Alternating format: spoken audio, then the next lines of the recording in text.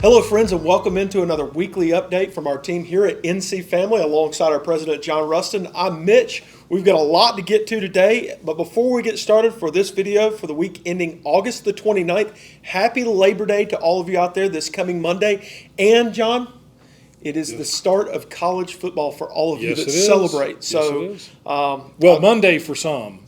Monday for some, okay. But over the extended weekend. Go Clemson Tigers for all of you that care. Go Heels. All right, there you go.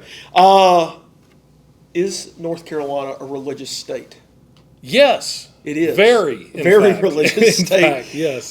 National ranking came out this week. Our friends at the Carolina Journal wrote an article, and they referred to a study that's been put out in regard to our ranking amongst the 50 states and the religious nature. There were several criteria on which they judged states and things like that. John, what do you think this study and this story tell us about the state of religion in North Carolina? Well, I think the state of our state, there you go. As far as religion, is in good shape. Always could be better, of course. It made me think, Mitch, about our vision of a state and nation where God is honored, religious freedom flourishes, families thrive, and life is cherished. This report that came out in the article in the Carolina Journal was written by our former colleague, David Bass, who worked with the Family Policy Council many years ago. We always appreciate his great insights. And this report ranked North Carolina as number 6 on the list of the 50 states being the most religious states. And so I think, it's interesting and encouraging that North Carolina is ranked number 6. A couple of the primary criteria that contributed to our ranking as one of the highest states, religious states, was that we were top the list of the most religious establishments per capita. So basically the most churches per capita in the state compared to the other 50 states, and also ranked very high on the highest share of adults who are considered very religious.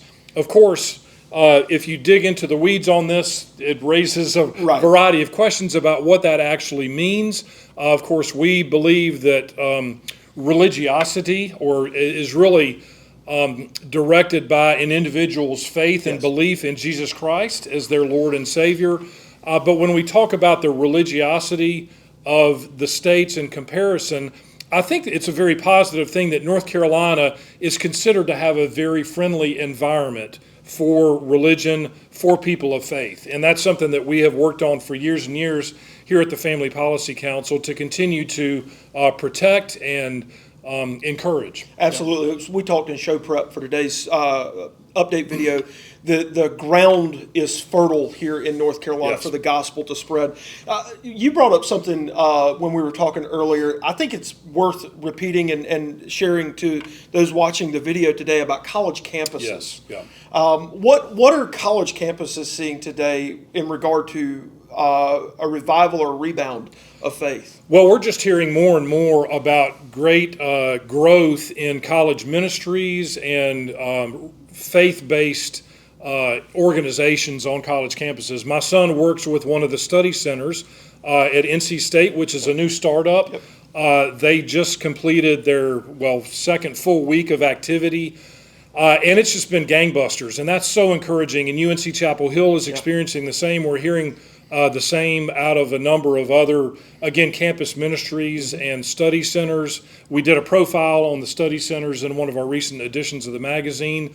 And it's just really encouraging to see young people who many folks kind of wrote off not too long ago for being just immersed in social media and completely consumed with getting information from all different sources and not really having criteria to identify that. But what we're finding and hearing are that young people are really searching for truth and meaning and purpose in life. And as you delve into those questions and start searching for answers, it's going to lead to matters of faith. Absolutely. I think there's a longing for truth and hope, especially in the brokenness of the world around us. Yes. And so for young people to find that, and for our state to be so highly ranked, I think that's very encouraging. And I think it's something that we can continue to work on from every point of view possible.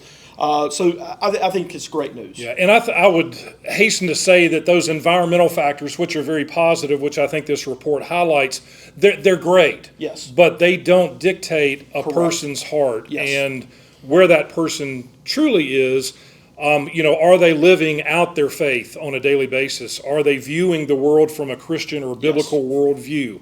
And how does their faith, especially faith in Jesus Christ, determine how they act and relate to themselves, to other people, to God, to the world around them?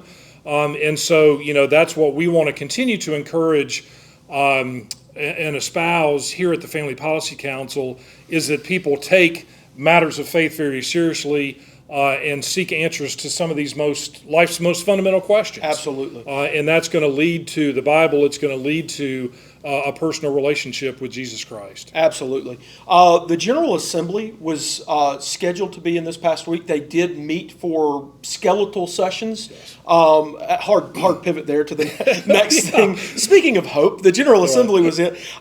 They did not meet as a body. There were no votes cast. There were no veto overrides that were they were on the schedule, but they did not occur. They're scheduled to come back in September the 22nd. Yep. And so we're expecting that there may be some activity near the end of September when the General Assembly comes back into session. That's one of the specific days that they identified in the adjournment resolution that they passed that really wasn't an adjournment resolution. Right. It's a continuation resolution of the State House and Senate.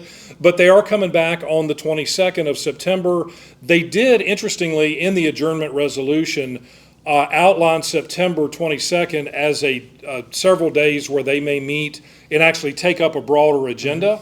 And so we are anticipating that it will be quite likely that they may take up some of the veto overrides of the remaining vetoes from the governor, as well as possibly some other business on other bills that were considered and made some progress during this most recent legislative session. Speaking of this recent legislative session, and a lot of reporting going on about AI right now, specifically chatbots and people's relation to those chatbots, there's been some concern, and I think rightly so, on behalf of parents and lawmakers when it comes to AI and pornography. Yeah. And if you've got sensitive ears around, we're not going to dive too deeply into it, but we do want you to be aware that there is a little bit of sensitive material here. A lot has been done from the General Assembly's standpoint to all out curb, if not try to eliminate this stuff, because it's awful stuff that's tearing apart families and destroying lives and harming young children. What has been done in the past, because you've got the historical knowledge of a lot of what's going on, and what are we looking forward to in the future on this subject? Well, the General Assembly is certainly trying to crack down on the abuse of our children, yes, especially, and also it's abusive to adults, but of social media, of pornography, of these invasive, technologies that invade homes and consume the lives of a lot of young people and adults. So the legislature has been taking action on this. They passed a number of bills, either through one chamber this past legislative session that continues, yes, on, or a couple of bills have actually been enacted into law, either with the governor's signature or over the veto of the governor, that crack down on this. A couple of those are House Bill 805, which includes a provision to help protect women and children, yes, from being taken advantage, yeah, of by pornographic websites.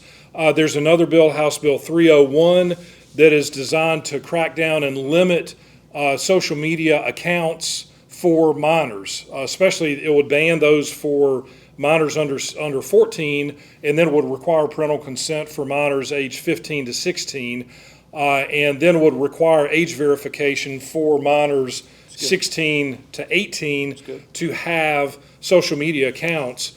And so there are a number of efforts to really try to crack down on this and to limit the negative effect. There's another bill as well that passed and was signed into law that would, the House Bill 959. Yes, sir. Yeah, social media literacy. Yes. That would help let kids in school know the good and the bad. Right, but it would really focus on Yes. the potential harms of Yes. social media engagement by minors and help them better understand that. So a lot of activity going on legislatively in this arena, which we're very grateful for, and certainly something that's very needed. The state's attorney general has also jumped in with 44 other AGs from across he is one of 44 attorneys general from across the country who have jumped in on this issue. He said this in a press release earlier this week. This is North Carolina Attorney General Jeff Jackson. Yes. He said AI can create enormous opportunities, but companies must do far more to keep users, especially children, safe from harmful content and AI-driven risk. There's no excuse for putting kids' physical or mental health in jeopardy. These platforms need to step up now. He was speaking specifically to big tech, social media, and then other search engines and all those people involved in regard to protecting children from specifically pornography on artificial intelligence. So thank you to the AG, thank you to the General Assembly, and thank you to all of you out there who are making sure that children are kept safe from this terrible stuff. Well, and Mitch, I agree with you for your thanks to both the General Assembly and our Attorney General. Of course, the General Assembly is a majority Republicans. Jeff Jackson is a Democrat. This is not only a bipartisan issue, it's a nonpartisan issue. Right. It's an all-partisan issue. Everybody ought to be supportive of these efforts to curb the negative effects of technology, social media, AI, and emerging technologies that are just ever increasing and taking advantage of our young people especially. And if you're discouraged by all of this, please let me help you be more encouraged by saying that where we go from here is the App Store Accountability Act. We'll be bringing more of that information to you, holding these app stores and the apps on those app stores accountable for their content ratings and the things that they have coming out in regard to children and their access to those materials. John, are you a big Taylor Swift fan? Well, I've listened to a Taylor Swift song every now and again. Every now and again. How about that? I knew she was trouble when she walked in. Did you know that she and Travis Kelce, better known as TNT, are getting married? I heard a rumor of such. That's yes, right. They got engaged this past week. Rumor is they might be looking at the Biltmore for a possible wedding venue, which would be a boon to Western North Carolina and the economy there. Brad Wilcox, our friend who we had at our Raleigh dinner here this past year in 2025, he put this on social media this past week. It's written by our friend Josh Wood at Them Before Us, an entire article on this. Expect a spike in marriage. Taylor and Travis have put a ring on it. Is marriage cool again? Marriage has always been cool and will always be cool. So yes, but it's just in the national and international spotlight even more because of these nuptials. Yeah, I think it's a focus back on the right way to do things, whether or not you get all of the success sequence done in order. And by the way, I think the success sequence is the sequence for a reason and it ought to be done in order. Our friend Brad Wilcox at the Marriage Project and a lot of Institute things. for Family Studies. Thank you. Has focused in on the success sequence, and there's a lot to be said for that in regard to making sure that we set families up for success. I think it's a great thing that they're going to get married, and hopefully there's no future albums about this or anything like that. But there will be. There's that. So best of luck to them, and for all of you out there considering getting married, go ahead and do that. On a much heavier and far more serious note, this past week, a school in Minnesota, a Catholic school in Minnesota, a mass shooting there at that school, and we just want to reach out to the people there and just, I hope you'll join our team in our prayers for that school and all those who are affected, whether they've lost a loved one or experienced this terrible tragedy. We definitely want to pray for those people there in Minnesota. John, any other thoughts on today's weekly update? No, I agree with that, Mitch, and just take a little extra time since we have a long weekend, holiday weekend. Spend that time with your family. If they're not local, reach out. Just call your parents, your children, distant relatives, even that you may not have spoken with for a while. Just tell them you're thinking about them and you love them and you care about them. That goes a long way. And there are families in Minnesota now who have lost precious dear ones, and we just can't take for granted those that we love. So spend a little bit of extra time in prayer for these poor families and all of the communities that have been affected by that. But also take some time out of your own schedule to reach out to your loved ones, just to tell them how much they mean to you. That would go a long way. Very well said. Very well said. To keep up with everything that's going on here at NC Family, like our dinner galas that are coming up later on this fall, you can go to our website at ncfamily.org, ncfamily.org, to find out more information about all that's happening as we make sure that you know about North Carolina being a great state to live, work, and raise a family, as we seek to make sure that families thrive and life is cherished here in North Carolina. John, thank you, and all of you, thank you for joining us on our weekly update video. We hope that you have a great Labor Day weekend, and go Tigers. God bless. God bless you.